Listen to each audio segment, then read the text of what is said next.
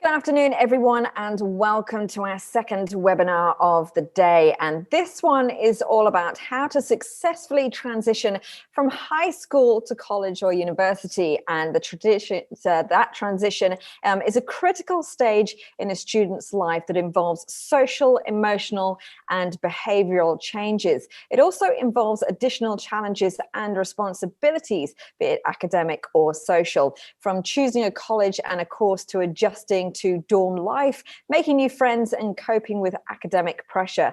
Emotional preparedness is critical for student success in the first year of university. And like most major life decisions, figuring out what's important to you and your future is going to help you make good decisions and improve college readiness as we go along. I'm your moderator for this session. My name is Emma Brain. I've lived in the UAE since 2003, and I've worked in broadcasting as a presenter, newsreader, and journalist. And it's my pleasure to be with you for this session and indeed for the full 3 days. I would like to introduce our expert panelists for this session. From the United Arab Emirates University, we have Dr. Naima Al-Damaki. She's the Dean of Student Life. From the American School in Dubai, we've got Matthew Beck. He is the high school counselor. And from Lighthouse Arabia, we've got psychologist Jessica Rosalie. A big hello to you all. And before we continue, I'd like to just go through a couple of small housekeeping points for our viewers this afternoon. If you would like to ask a question during the webinar, please type it in for us by clicking on the questions tab at the bottom of your screen. You can use the chat feature to make a comment, but if you'd like to ask a question, please make sure it's in the questions tab. I've also asked our panelists if they can keep their responses quite short because of our time constraints today. But if you would like more information on them or the places that they represent, you can click on the links to the top left of your screen that says speakers and booths. And if you right click to open a new tab, it will stay open. And finally, we've got a poll running. Please take your time to record your vote on that so we can get a feel for your views as we go along. So a big hello to you all. And my first question, I think, is a very simple one. It might be simple to answer. It might be not. Why is the transition to university so difficult, or it can be? Matthew, I'm going to come to you first for that question, please. Absolutely, and thank you for having me. Why is the transition so difficult? Well, I think there's the natural tendency to focus on the excitement and the positivity about making a transition, but inevitably with any transition, there's loss. And when you move from one place that you're familiar with to another, you're leaving some friends behind, you're leaving family behind, familiar places and routines, and that usually kind of kicks in when you're already there. And so dealing with loss is one of the big things that we see as counselors, certainly in the American system.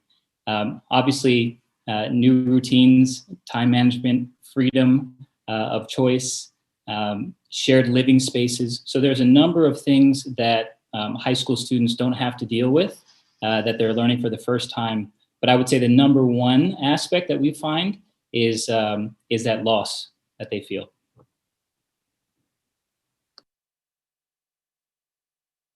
Oh, I think you're muted, Emma. Thank you for pointing that out, Matthew. Apologies on my part. Dr. Naima, if I can come to you with the same questions, what do you see as the biggest difficulties in that transition? Thank you very much, Emma and Matthew. It's definitely any transition. It's normal, to feel lost. Any transition in life.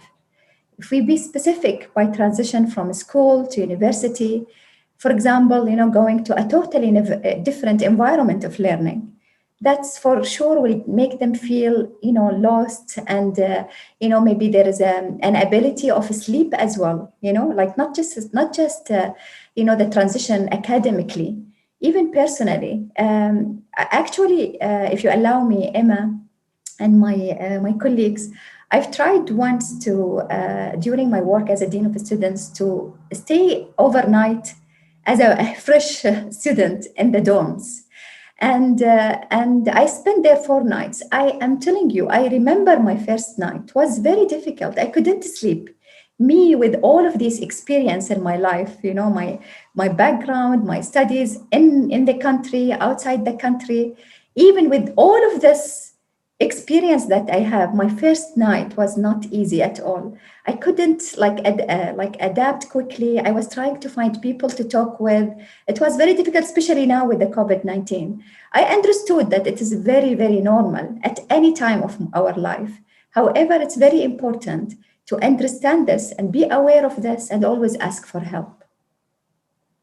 Okay, and Jessica, coming to you from a psychologist's point of view, what do you tend to see among students and youngsters heading off to university for the first time? Does it tend to be anxiety? What are the kind of emotions that they're feeling? Oh, hello, Kitty. Yes, I think I see we've got a visitor there in the background. Welcome. Yes, so coming back to the question, I think what we often see is lots of uncertainty because, like my colleagues have explained, this is a phase of transition, and I usually refer to it as a perfect storm. Perfect meaning we're excited, there's new freedom, there's new responsibilities. It's an exciting opportunity, but storm and how am I going to manage this? Am I equipped enough? And I think what's very important is that we as parents help these future students in their self-identity. So future students can have a healthy sense of identity, they have a healthy sense of self-advocacy, and immediately they feel more empowered to manage this transition a bit smoother. But to know that uncertainty is normal, and what I think what the pitfall is that people often want to avoid it. They want to eliminate it. I often hear students telling me, oh, I'll just wing it. And that's often due to this freshman myth that high school is going to be very similar to college. I've got this. And then they realize, oh my gosh, I actually don't have this. What am I going to do? But if we as parents can equip them, and I mean, I can speak for long about how we can equip them, but I'm sure we'll get to that throughout the course of the webinar. And my next question is to Matthew and Naima. How are students, as educators and people working in education facilities, how can students deal with these changes moving to higher education, and how are you helping them to deal with that? Matthew, if I can come to you first for this one. Sure. It's by the time you get to university, it's too late. That's not the time to start dealing with the change. You need to start dealing with it when you're in high school. And as counselors, this is something that we help to prepare our students for really starting in grade 9, giving them more independence, putting the onus on them for their learning, and allowing them to be the drivers in their educational process. And so I think the more students can make an informed decision about where they want to go, and take ownership of that decision, the better prepared they are once they get to university. And so, for our students, we encourage them not to just throw darts and randomly hope that they get into a university and then deal with it from there, but to really do some self-reflection, understand what they're looking for in a university, and not necessarily what the university is looking for in them, but what do they want in their university experience, and using that as the foundation to move forward in their process. And so that's really setting students up for success, because then now they own their process, and they're much more likely to succeed once they get there. That's what we've found. Okay, and Dr. Naima, same question to you, please. How are students dealing with the changes coming to university, and how are you helping them with that process? I agree 100% with Matthew. First, I'm sorry about the cat. I didn't expect that. Definitely, it's not at the time they arrive to the university. We as university as well try our best to approach with the students who picked, for example, UAE University as one of their options, and try to approach them even earlier and teach them and give them the whole picture, at least, an introduction. When they arrive to the university, the first week of orientation is very important for us.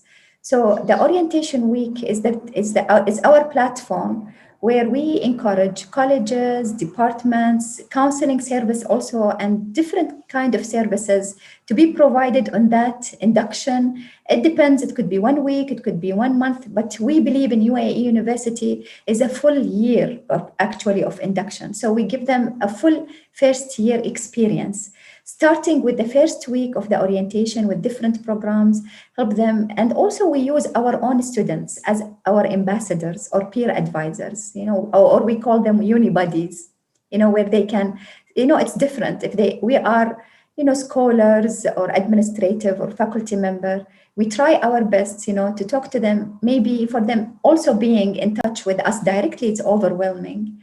However, we know when it comes to their level, students with the same experience, peer advisors, we do the training for them, so it's easier for them to, feel the transition will be a little bit easier. So this is in summary, Emma. And what have you seen, what do you feel have been the key challenges that students have been facing while making this move? We spoke a lot in the last webinar about time management, people that are living away from home, suddenly for the first time, they have to take ownership and responsibility for their own time, many times their own learning capabilities, and just doing things for themselves. What have you seen to be the key challenges that you see in youngsters? I think the key challenge really is for them not to ask for help, like struggling a lot. And, usually it's one of the top universities top of the students will come to the university. Maybe for them to feel like I'm lost or I am not doing good is something, it's not acceptable for them, for an A student, you know what I mean? So for them not to ask or approach us for help, that's the key challenge. However, like all of this, as you said, like time management, doing things yourself, taking care, the 100% responsibility of your own learning. If you don't ask for help for these things, that's for us a key challenge, because we provide most of the services, but we notice the engagement or the students to approach us is not as we expect. So that's our main challenge. Okay, and Matthew, same question to you. Is that similar things to what you're seeing? Absolutely. And one of the things that we always strive to do is to connect our students with alumni who are going through it and experiencing it. And, as much as we want to tell the students what to look out for and what to expect, they don't want to hear it from us. They want to hear it from their peers. And so from alumni, what we hear is that absolutely, it's time management, it's self-advocacy and reaching out, but it's also culture. And, I call it the D word. We live in Dubai, and when students mention that they are from Dubai, there are automatically all of these assumptions that their domestic peers, if they're going to school in the UK or the US, have assumptions about them. And so it's anticipating that, understanding how they are perceived by their peers. And so, we do a lot of work around that in our senior transition programs, but that's been a challenge too. Is sort of navigating what does it mean to be a third culture kid? What does it mean to be in this environment where you may look a certain way, but then you say where you're from, and then now people associate you with something different. And so it's having cultural awareness, but navigating those scenarios has been very challenging. Academically, I think our students are prepared. That hasn't really been the issue. It's time management and managing sort of those cultural nuances. And Jessica, from your point of view, how would you help students to get over these issues and challenges? First of all, asking for the help that they need, and then approaching it in a way that they're accepting of. Yes, I want to agree with my colleagues. I think there's this fallacy, this myth, there's this stigma that if I perform academically, then I should actually be okay emotionally as well. And I think, from a psychological point of view, it's very important that I help both students and parents for mental preparation, meaning that they need to be in touch with self-awareness of their emotions. They need to create mindful moments, emotional check-ins, where they become comfortable to ask themselves, how am I feeling? How am I doing emotionally? Learning what is in my control, what is outside of my control. And when something is outside of my control, how do I manage that? Setting up a toolbox, a toolkit, and practicing that before we reach college level. Rightfully, as my colleague said, we don't do this when we are at college. We should put emotional and mental preparation in before we actually reach college. But in saying that, I always tell parents, remember, it's never too late to do any grounding work. We can always start. I think the most important thing is assessing where is the lack. How can we help our children? I think an important thing I just want to mention is remember that for academic and emotional preparation, we need our executive functioning. And our executive functioning is our mental processes that assist us to manage life, whether this is academically or whether this is emotionally. And that sits in our prefrontal regions of our frontal lobe. But remember that that is only fully matured by the age of 25. What does that mean?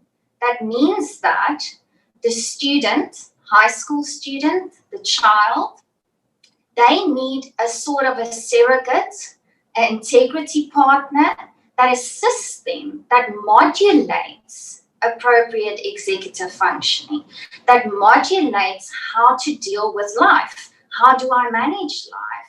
And that it's actually okay to self-advocate for myself and my needs and speak up. And that although I perform academically, that doesn't mean that I should perform mentally. We're seeing in research that people are struggling. As from 2019, 1 in every 5 child and adolescent is struggling with mental illness. It's not spoken about enough. There's not enough groundwork emotionally, and these teens are just expected to cope with life. Yes, so that's my take on that. Not easy at all, is it? And Matthew, let's start with you for this one, because you touched on it a little bit earlier about kind of, throwing the darts and hoping it hits something when it comes to course selection. What are the key factors students should be considering when selecting their degree programs? Yes, well, key factors, what do you enjoy? I think we can start there. Or you can start with, what do you absolutely not enjoy? And you'd be surprised how many students are fixated on a particular course of study or a particular job, and yet the way to get there, the courses that you need to take, are ones that they haven't enjoyed in high school. And so I think it's really about, and we've talked about it, self-reflection, paying attention to the things that you're good at, that you do on a daily basis and that you're passionate about, and allow that to drive your decision of what you want to study. And I think there's a continuum in terms of universities that students can apply to. In Dubai, for example, students are applying all over the world. And so if you really know what you want in a degree or a course, perhaps the UK is the best system for you. On the other end of the spectrum, if you have no idea and you prefer a liberal arts education and you want to figure it out when you get there, perhaps the US is good for you. But it's understanding not just the course, but what country will offer the best education system for my needs. And if I am not sure exactly what I want to do, is a 3-year degree in the UK right for me? So it's having those discussions. It's understanding what are the different systems out there, and then what is it that I'm interested in, and what do I want to get out of my college experience? So again, it's an exercise of self-reflection. But it's students in the driver's seat doing the research in terms of the different systems that are available.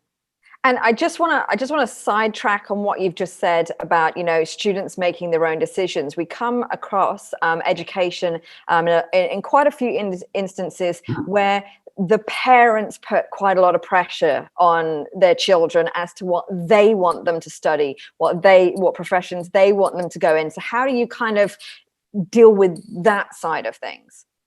Well, and that's a great question. Any time that you're dealing with such a monumental decision, and it's a milestone, not just in the student's life, but the parent's life as well. And let's face it, usually the parents are paying and not the student. So this is a family decision. It has to be one where everybody's on board. But the analogy that I use is the car, where the student's in the driver's seat and the parent is in the passenger seat. They're both there, but if the student has to live there for 3 years or 4 years, hopefully the parent is invested in their happiness and wants their son or daughter to be happy and fully invested when they get there. And so hopefully it's a partnership between the parent, the student, and the school, making the right decision.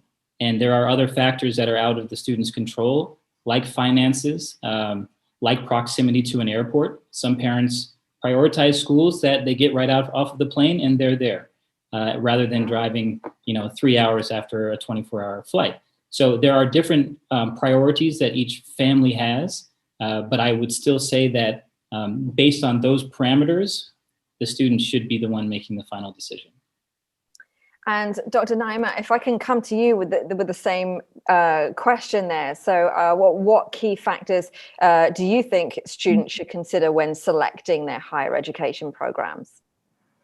I will start where Matthew, when he mentioned the word partnership. I think that's very, very important. Even at any point, even of our lives, even after graduation from university, you need to make decisions. And always you need, support from family, from, university or different partners in that specific decision. Similarly for the students, a lot of students come across and ask me what I should study, what I should choose, like excellent student. And they always, when I always ask them, do you have a dream? Do you have something you would like to be in the future? Many of them, they are not sure, they don't know. And I ask them the next question, what do you don't want to be? Because I always see personally, it's easier to know what you want, what you don't want, more than what you really want.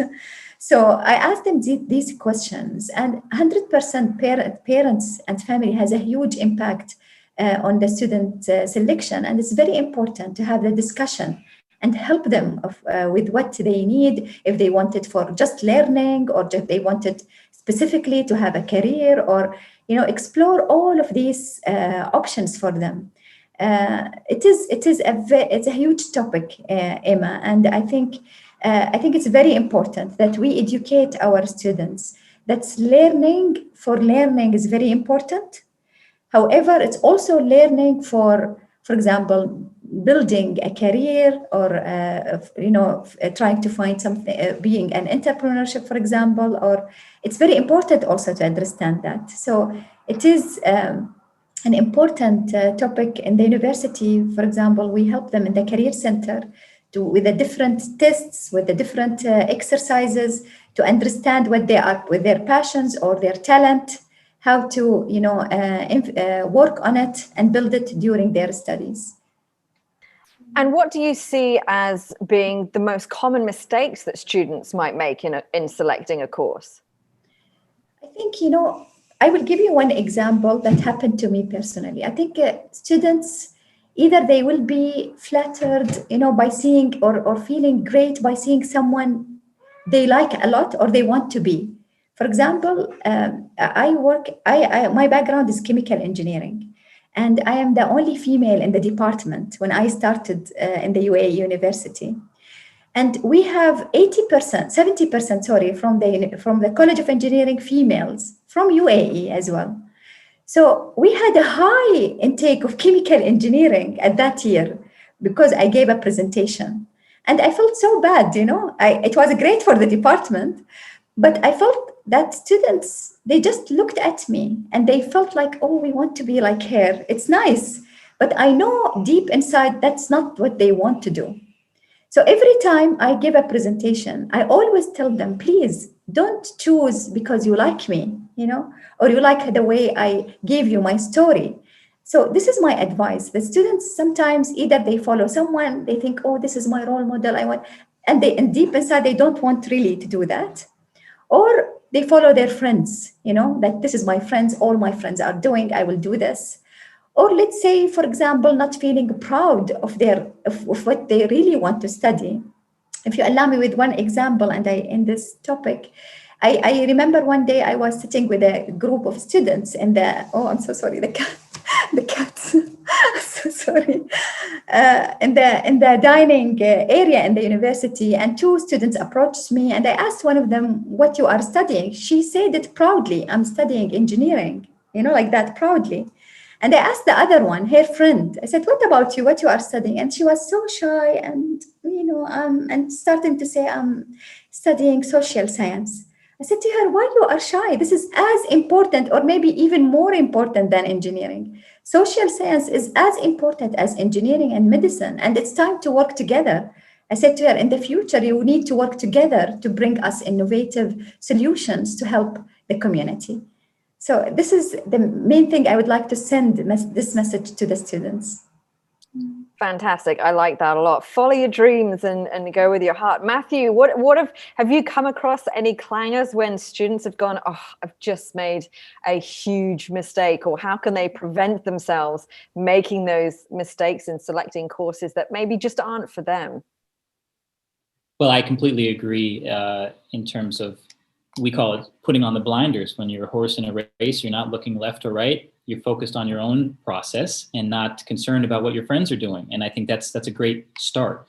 Having worked at an American school and an American system, I'm a little biased in the sense that there's a little bit more freedom to make those mistakes. It's sort of built into our university system where you don't necessarily have to choose a degree from day one. There's a little bit of movement and wiggle room.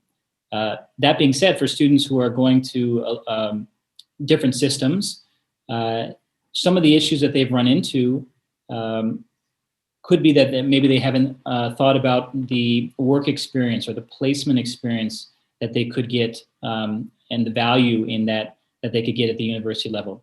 In the US, we have co-op opportunities. So opportunities for students to go and be placed and have that work experience. And so a lot of our students kind of kick themselves and wish that they had taken advantage of that, as opposed to doing 4 years strictly in the classroom.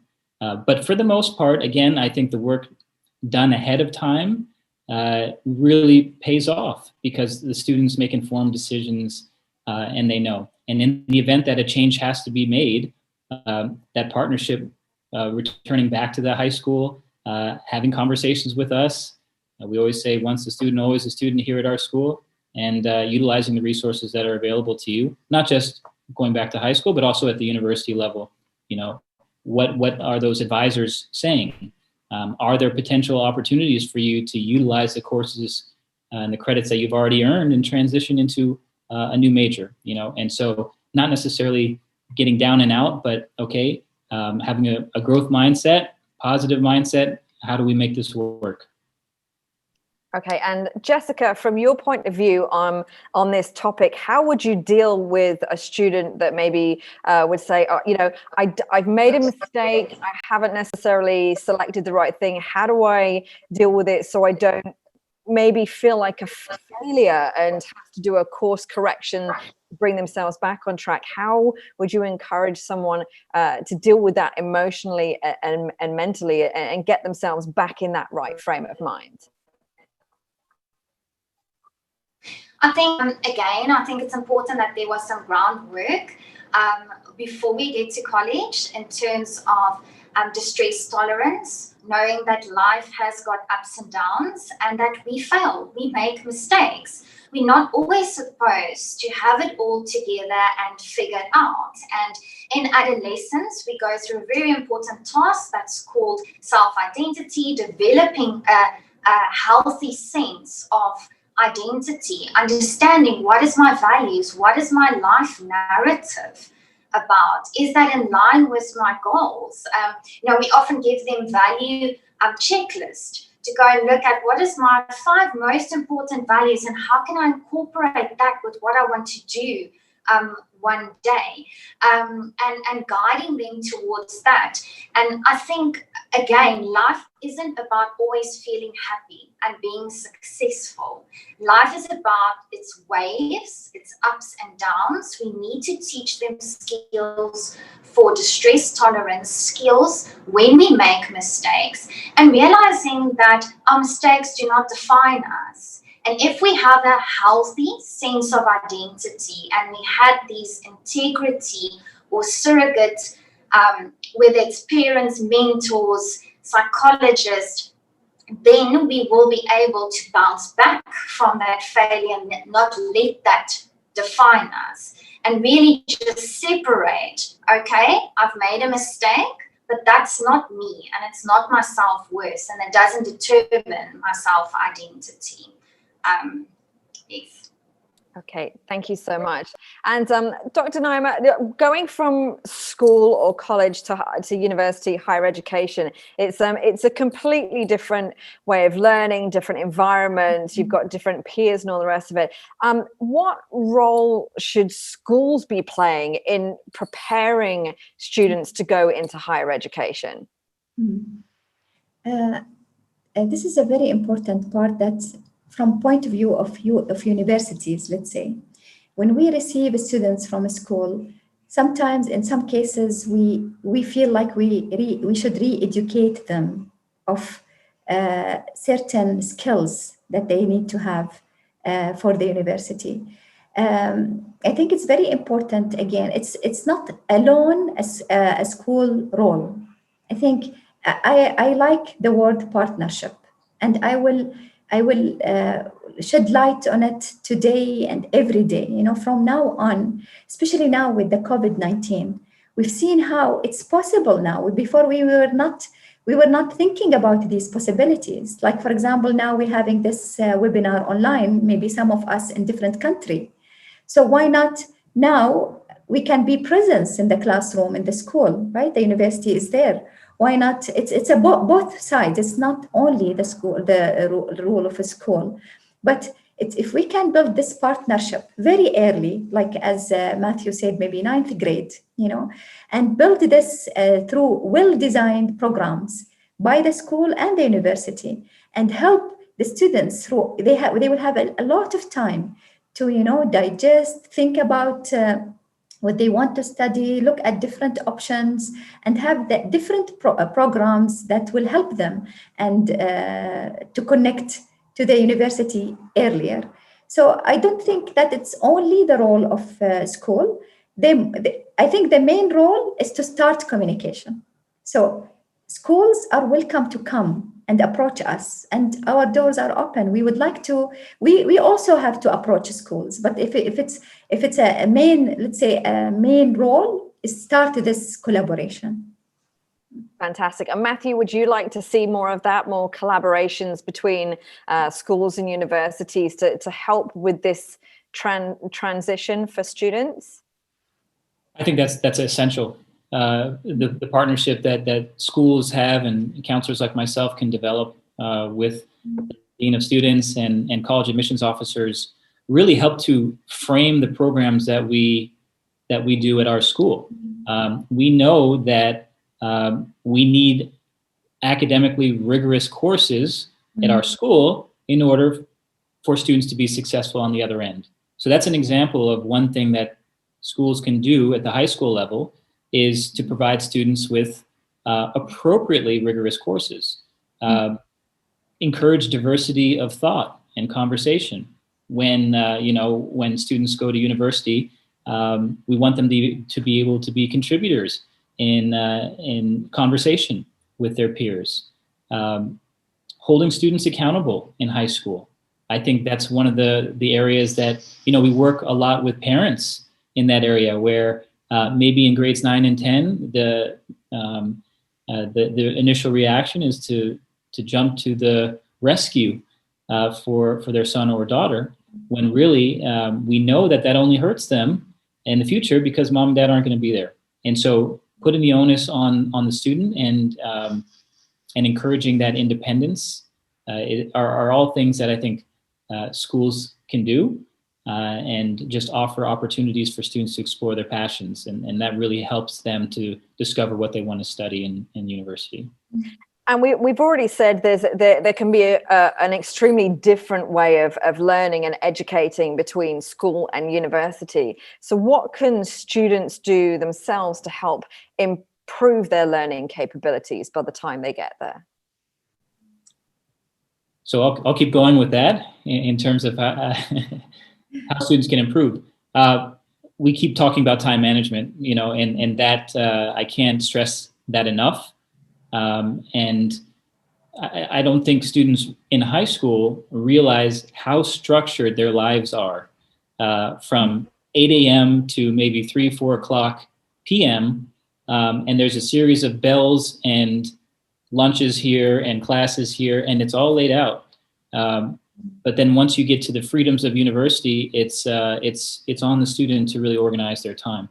So I think that's a major component. Is time management. I'll keep going back to that. I love this. Keep coming back to time management. it's the ongoing theme. And Dr. Naima, I'm going to bring this next question to you. Success in higher education means a lot about fulfilling academic requirements, but non-academic skills also play a huge role in a success for a student. What non-academic skills do you see are essential to a student's college and career readiness? What other skills should they be picking up?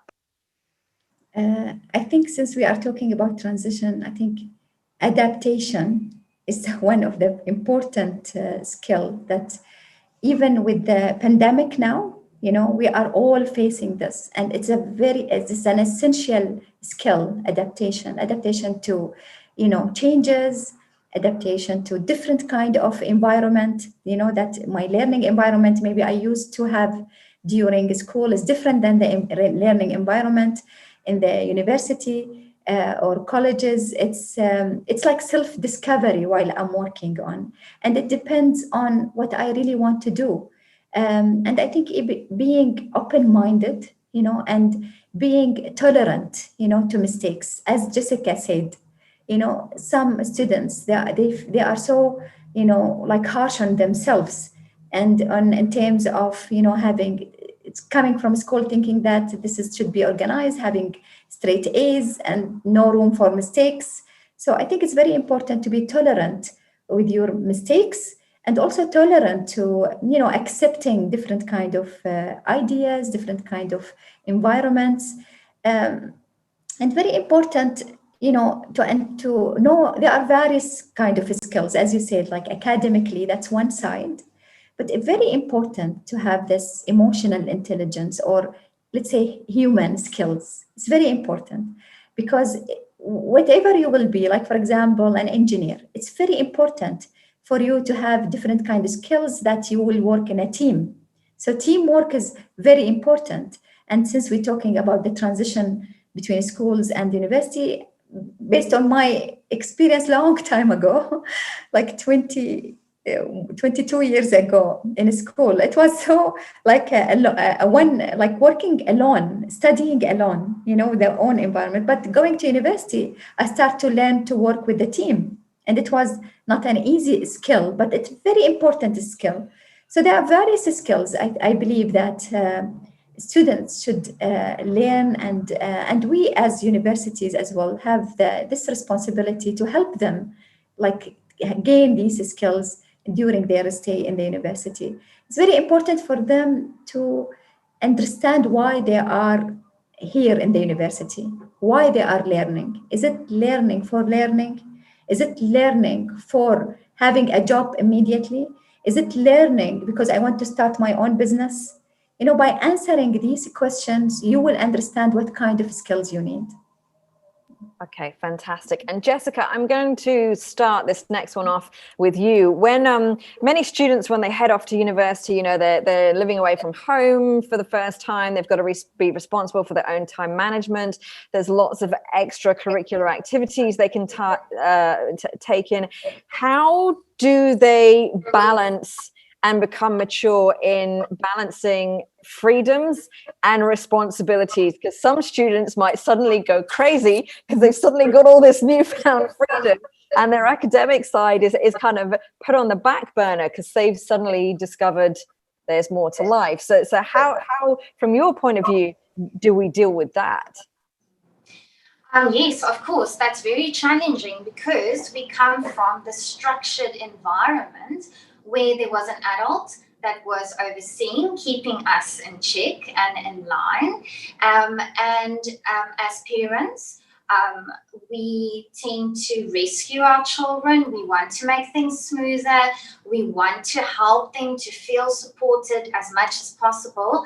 But there's a fine line between taking on responsibility versus being supportive, because if you rescue them all the time, how do they develop the skills necessary to balance their life? So again, it's these soft skills of self-management that should be there before we reach college. Open discussions about risk behavior. Because with new freedom, there will be new risks involved. And if you don't have a strong sense of identity, a strong value system, if you don't know who you are, you're going to fall into the trap of too much social engagement, giving your identity away to others in kind of a search of trying to find yourself.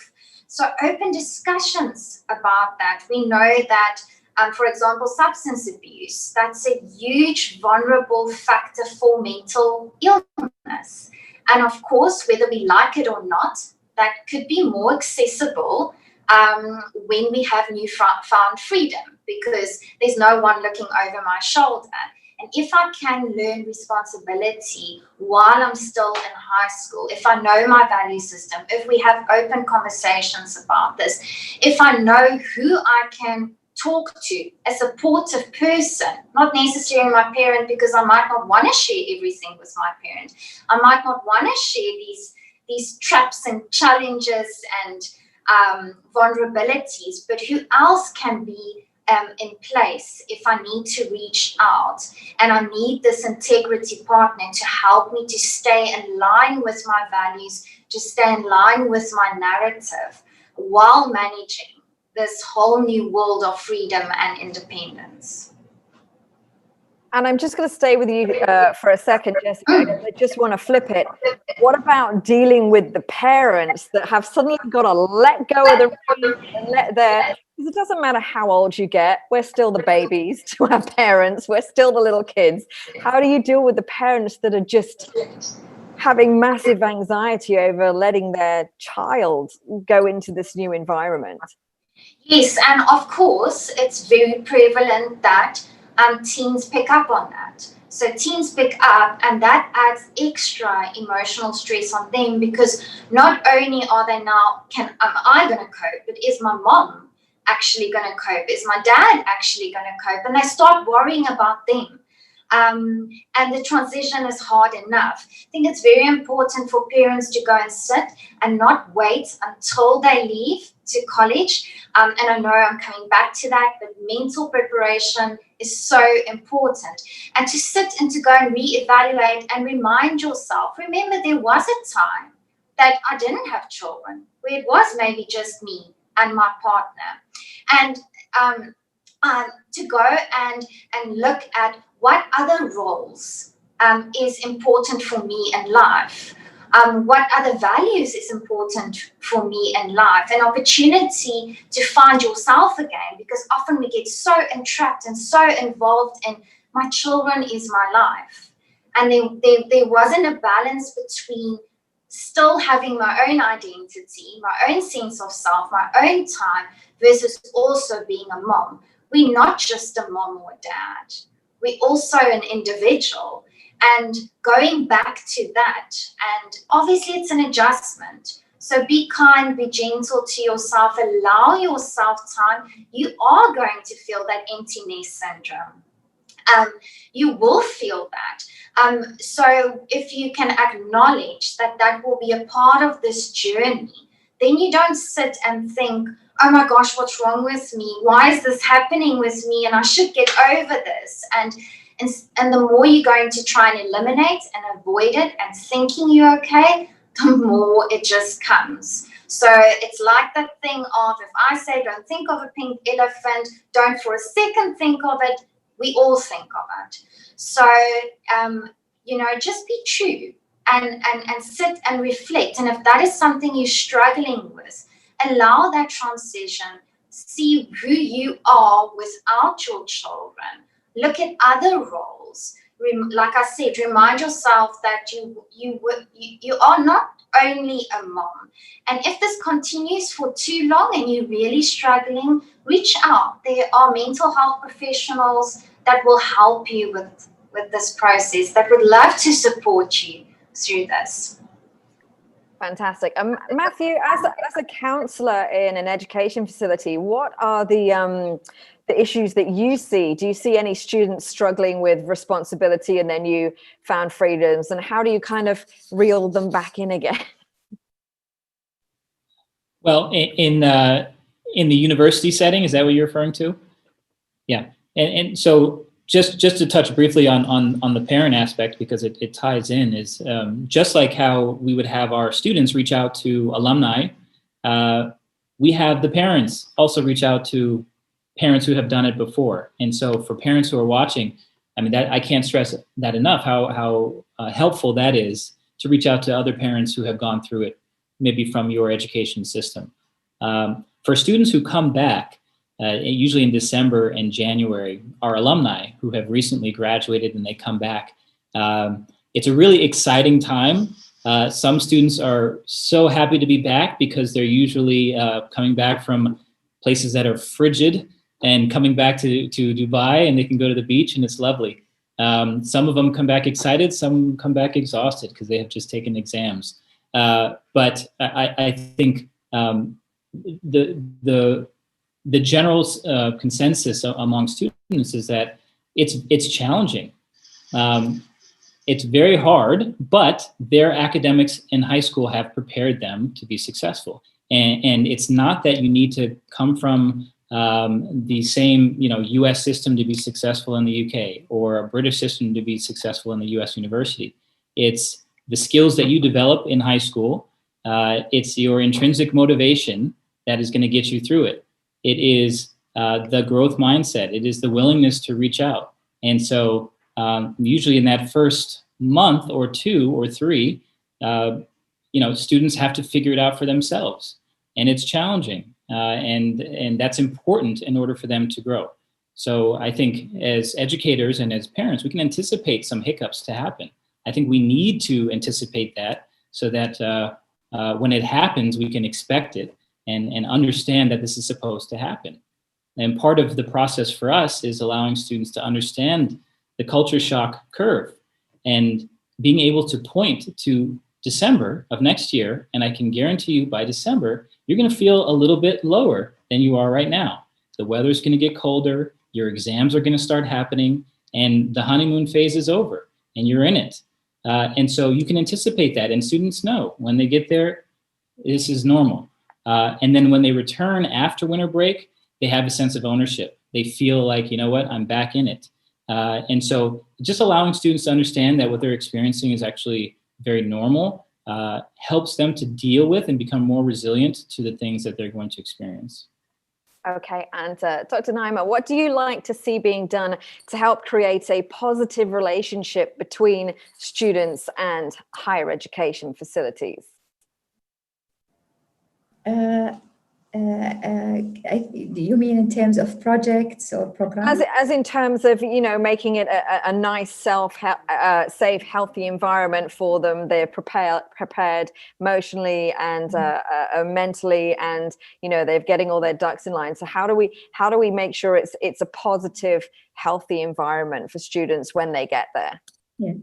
For us, it's very important in the university to make sure that they feel that they belong. They feel they belong to this place. And this, in order to do this, it's not an easy job. We make sure that they have peers there around them.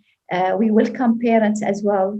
Parents to be there and to support them in their first days, first week. We allow them, for example, to go and check if students will live in the dorms, for example.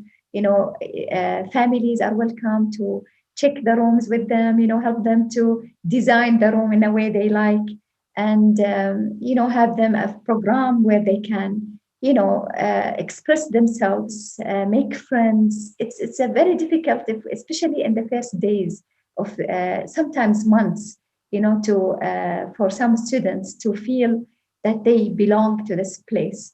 So providing with high impact programs, with good programs like counseling programs as well, as Jessica said, is very important emotionally also to give them this safe environment to express yourself emotionally as well and talk about anything or any challenges they want. And more importantly, to teach them to be brave, not to be perfect. Fantastic. So lots and lots to take away from this.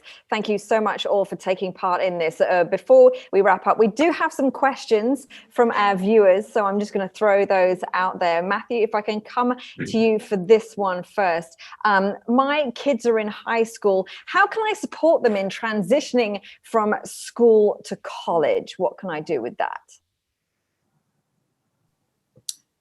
Well, that's a great question. It's a big question, and a lot of that depends on what age group your children are.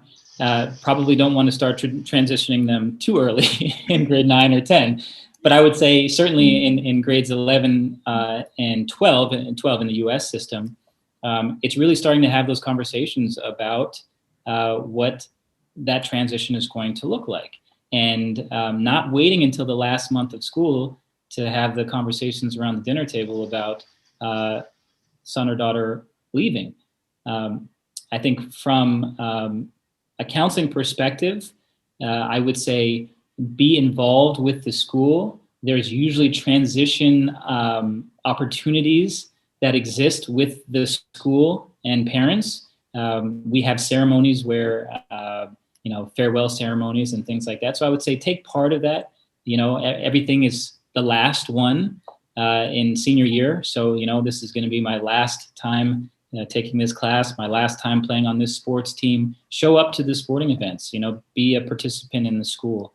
For parents, it's difficult. One of the best things I heard from a parent was never buy a one-way ticket for your son or daughter when they go to university. Always make it a round trip ticket because psychologically, and maybe Jessica, you can speak to this, but it does something to you knowing that they're coming back or that you're going to be going back. And so there are little things that you can do to sort of help to not necessarily have too much closure and leave the door open. So, but I would say just be engaged and be present. So seeing as you touched on that there, Matthew, I'll throw the next one to Jessica. It says, my daughter will be leaving home for college soon. How can I get her used to living away from home? Sure, yeah, that's difficult. I mean, if you haven't had that exposure, it's going to be a transition. It's going to be a change. I would definitely have a look at, obviously I'd need a little bit more information, but how confident does she feel about managing herself when I'm not in the home? So has there been previous sleepovers, camps?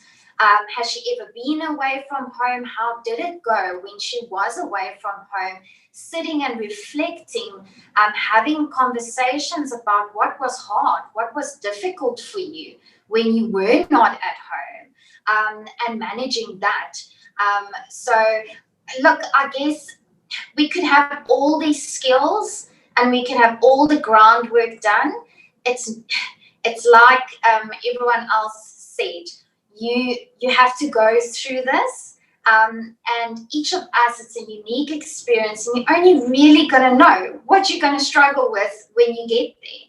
The most important thing is being engaged and being connected with what am I struggling? Why is if I'm struggling, what is it about?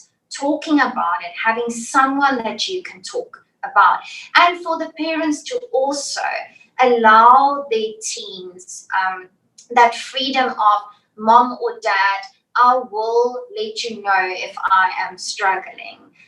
Also showing confidence in that, you've got this. We are here for you. We're here to support you, but not, hoovering. I call it hoovering, where you try and suck them back all the time. Because then how are they supposed to learn on their own? Okay, fantastic. And if you allow me, Emma, yeah, sure.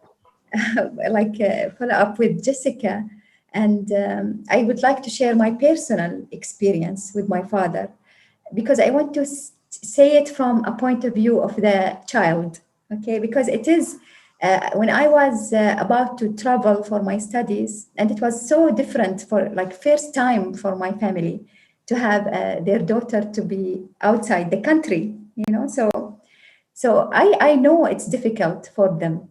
And I remember when we were in a drive, me and my father, just before my travel, 2 weeks before I go.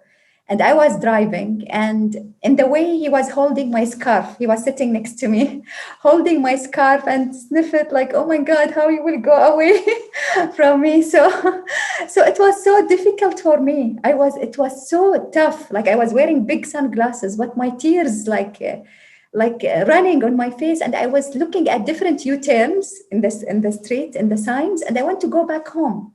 I just want to cancel everything. So I think it's very important to have a very good, conversation, parents and children, because they might take, I at that moment, I actually about to take a decision not to go, and lose all the opportunity. So I think it's very important. It's very difficult from both sides. That's a fantastic point to bring up. I really, really like that. And Dr. Naima, I'm going to stay with the next question for you, because I think this is an apt one for you. It says, I want to choose the right career for my child in engineering. Please help me to choose the right career for my child. I guess the first question here would be, does your child actually want to go into engineering? I agree 100% with you, Emma.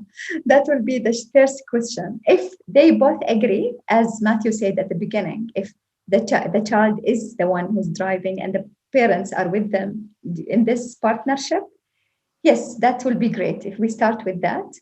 If they agree, I think it's very important. Engineering is a huge field. There is different type. I don't know what specific topic. There is chemical engineering, electrical engineering, different kind. I think if I will advise the parent, if his or her child is still in their grade 12 grade 11, they can have time, use the winter break. It's very coming soon now, winter break, and to find out with different camps. There are many universities providing different winter camps, summer camps, even some of them weekends camps. It's good to understand more different kind of engineering, what kind of jobs they offer. At the same time, if it's wise, my child and he really or she want to study engineering, a specific topic, I will go with different companies. They provide scholarships as well, and some universities as well. Like here in UAE University, we have partnership with many companies, even globally, and we have scholarships for our students. So that will guarantee a career, for our children. There are many opportunities. I think the first thing I start with is doing a research first. Fantastic. Thank you so much. Well, unfortunately, we have just about run out of time for this webinar. I just want to say thank you so much to all you panelists. We've got Dr. Naima Al-Damaki from the United Arab Emirates University. We've got Matthew Beck from the American School Dubai, and also Jessica Rosalie, psychologist from Lighthouse Arabia. Thank you all so much for taking part in this session. It's been an absolute pleasure, super informative, super interesting, and it's been a pleasure to host you all. So thank you very, very much. Thank you. Thank you. Thank you. Thank you. Lovely to speak to you all, and we hope to speak to you all again very, very soon. That is it for this webinar.